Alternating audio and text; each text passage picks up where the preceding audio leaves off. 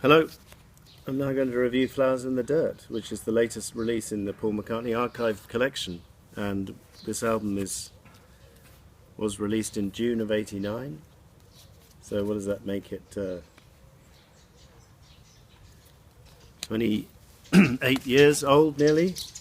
The birds seem to agree. And first thing to say is a great cover. I think it's his best cover since Tug of War, following three rather disappointing covers. Nice painting. I can't remember who did the painting. And the original album came out in a yellow sleeve with this nice design on the label. And it also came with the insert with the lyrics and a picture of the band. So this album was recorded very much with the intention of going on tour. Paul had not toured since '79, so first tour in 10 years. And Hamish Stewart, formerly of the Average White Band, had joined the band. Robbie McIntosh, formerly of the Pretenders, had joined the band. Chris Whitten on drums, and Paul Wickens on keyboards, along with Linda on keyboards and Paul, of course, on bass and vocals. So I think it's reflected in the album, the band feel. It's more than just a solo album, which frankly the last three albums had sounded a bit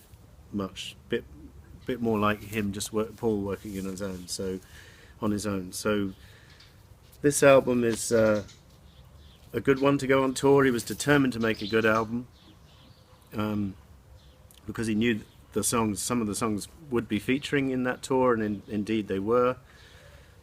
And I saw this tour many times. I think it was more than 10 times in Birmingham, Wembley, and I think I saw it once for the rehearsal in Elstree. Can't remember exactly, but because I was a member of the Wings Fun Club. So, as I say, this album's just been released on archive vinyl and CD. I'll show you that in a minute.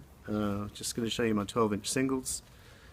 This one, My Brave Face, the first single to the album, co-written with Elvis Costello, and this could have made a good cover for the actual album, actually. I like it, and it's definitely one of the strongest tracks on the album. Pink in a sleeve here, and Flying to My Home is on the B-side, and I really rate that track. I think it probably should have gone on the album, actually. It's a bit lost on the B-side of this single. It's not even featured on the CD, but that's another grumble which we have to deal with. And there's a couple of tracks from the Russian album on this 12-inch single, and the second single was this one. And this has a couple of extra tracks which were a bit forgettable. Again in this nice sleeve with a textured picture. And then Où est le soleil, I think, was a single as well. Again, a bit overkill, a bit like Fleetwood Mac Tango in the Night. A bit overkill on the singles. The old Capitol label. This song was featured on the CD at the time, but not on the album. And it's quite fun, but it's a couple of dub mixes on here. It's a little bit forgettable. Figure of Eight was the lead-off track for the '89-90 tour. Paul opened each concert with that track, and good version, probably better than the studio version, which is a little bit soft production-wise. I think the electric guitar is mixed too low on the album version.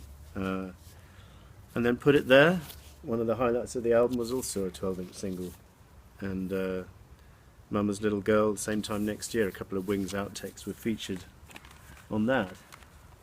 So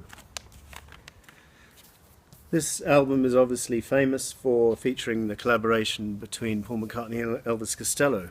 They co-wrote several tracks together prior to this album's release, 4 of which were featured on here, and 2 of which were featured on Paul's following album, Off the Ground. And then a couple were featured on Elvis Costello's albums. So, of the ones featured here, My Brave Face is probably the best on this, and along with That Day Is Done. I'll come to that in a minute. But the demo is very strong, by the way. This is the new vinyl. and not sure if I can get it out of the sleeve. Very nice to have this on a brand new vinyl, and a gorgeous skatefold.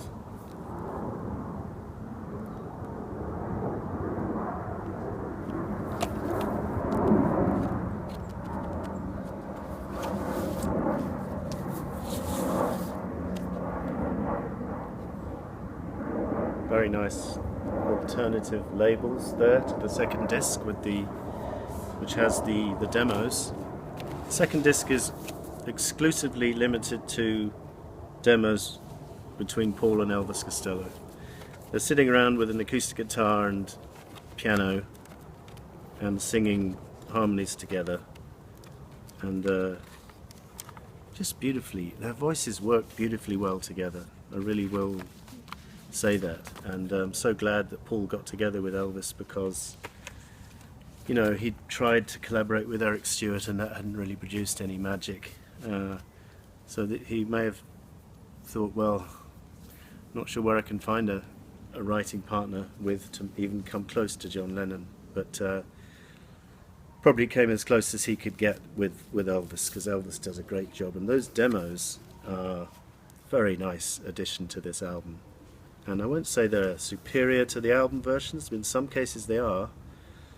My Brave Face is Elvis backing vocal and stuff is more prominent, and he's not even featured on this album version. So that's very nice to hear, but I think this album version is the definitive one, because it includes Paul's superb bass line, which really makes the song and lifts it into a single material, and it was a hit single. The second collaboration on the album is You Want Her Too. Featured on the demos here. I think it's better in the demo version, and this version, the song itself is pretty annoying actually. It's not as annoying as The Girl Is Mine, but it's not much better than that.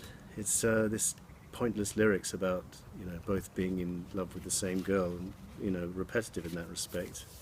And just quite annoying, as I say, but some quite interesting juxtaposed Elvis Costello vocals in there, you know, the sneering type answer lines to McCartney's opening lines to each verse, and, you know, reasonably interesting, but I think the demo is superior. So we'll just cover the other Elvis Costello McCartney collaborations. Don't Be Careless, Love. I've never really liked the way it appears on the album, but on the demo version I think it's much more enjoyable as a listen. McCartney's singing in a lower register, whereas on the album he's singing in a pretty strained falsetto. Some quite interesting words, quite macabre words. As I said, I never really cared for it on this album. I think they should have dropped this track and replaced it with either The Lovers That Never Were, which turned up on Off the Ground, or Flying to My Home, and the B-sides. That Day Is Done is the fourth track, and that is a glorious track, and it's pretty good on here. I love it, with the strings, nice arrangement, but on the demo version is stunning. And again, you can see how they wrote together, and maybe which bits are written by Elvis and which bits are written by Paul, and how they came together and sang glorious harmonies, which are not very prevalent on the album version, but on the demo you can really hear them. So I really think that's a strong one, and there's a couple of unreleased demos on the second disc here which never saw the light of day, like one's one called Tommy's Coming Home, 20 Fine Fingers, So Like Candy turned up on one of Costello's albums, and Playboy to a Man is quite a fun one at the end. So those are the four Costello collaborations, and then other than that you've got Rough Ride, which was also featured in the tour. It's kind of a funky track, nothing wrong with it, but nothing too special. Distractions is it's a nice ballad. It's a bit like Footprints from Press to Play. It's a nice ballad, but it's no great shakes, and it's a little bit annoying if you play it repeatedly. It's a bit on the sickly sweet side, this one. We Got Married features Dave Gilmour on guitar, and just read recently that it was actually recorded in 1984 and then left in the can for years. So actually must have been recorded the same year that Gilmour contributed his fine guitar solo to No More Lonely Nights, which kind of makes sense if you think about it. But anyway, he could have easily put this track on Press to Play and it would have been the standout track on the album, but he didn't. He held it back for some reason, and very glad to see it on here. And in Budapest there was a Hungarian Beatles band who I got to know. I used to go and see them in concert regularly, and they came to play at my wedding, and I got them to learn this track. We got married. They played it specially at the wedding reception, along with the Ruttles song, I Must Be in Love.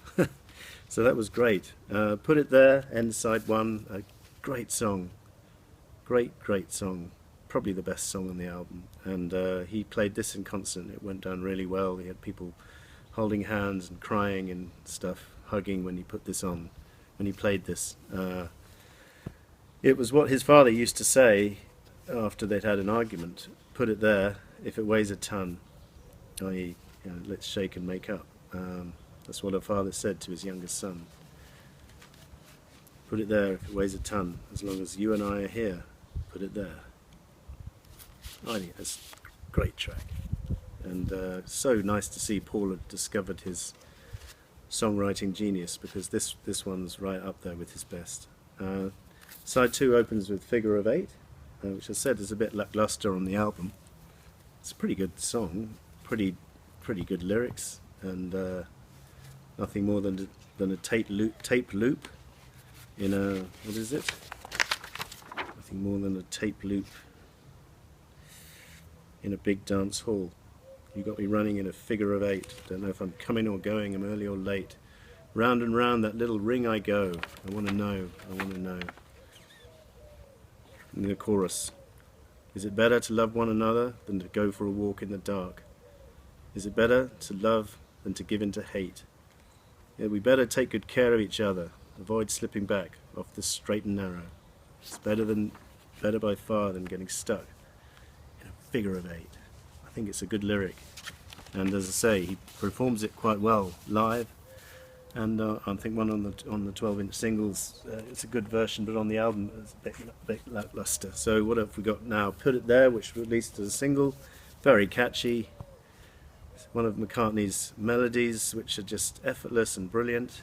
Maybe this song is a little bit repetitive, and after a couple of minutes loses its appeal, but the first minute is just stunning, and again, so much. This song, this album on average, is so much superior to Press to Play. You wondered how he'd pulled it off, really, but we were very glad he had, and he definitely couldn't have gone on tour with Press to Play. But with this album, he could be confident of going on tour and mixing his new material with his old, and not being ashamed, and not having to justify why he played so many new songs, because these songs were good stuff, and he chose the best of them in the concert.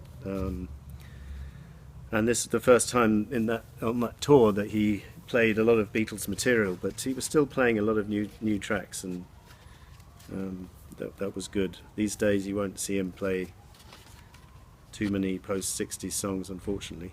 Don't Be Careless, Love, we've talked about. That Day's Done, we've talked about. How Many People is a reggae track in memory of, I can't remember.